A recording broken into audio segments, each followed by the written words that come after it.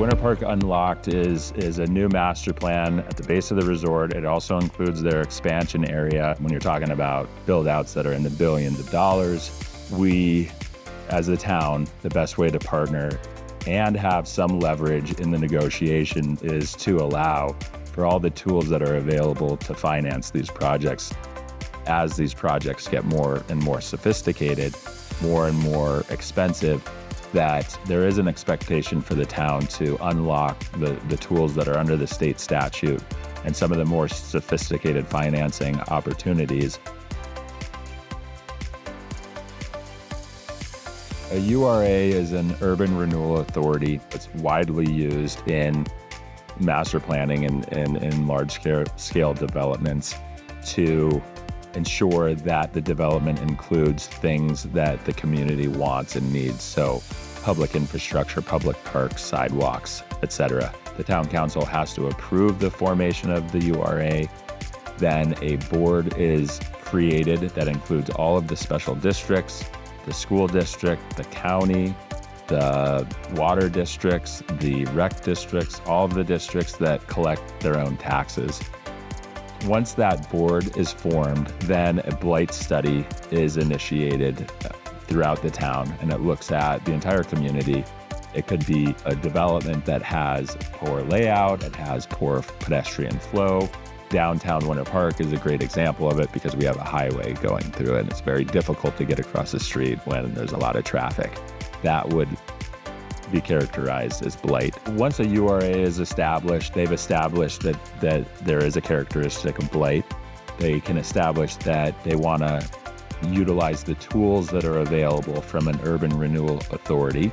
And those tools ultimately are a partnership with the town and the community to be able to finance the public infrastructure to mitigate those blight characteristics.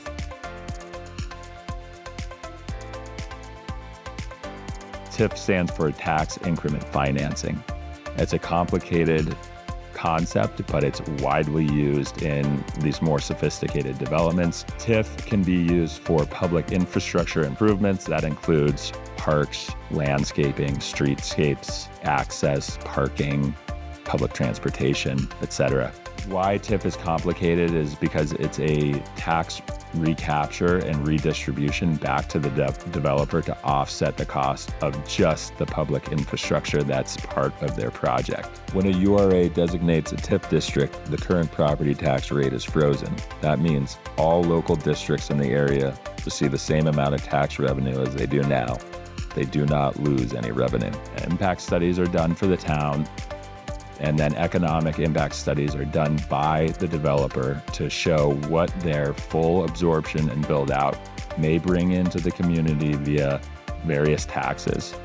There's a initial study that's done that looks at freezing the current tax rate in the area, and as the development continues to happen, the new taxes that are generated are captured and redistributed back to the Urban Renewal Authority. As the community and the absorption of these projects increase, the value of the properties increase over time.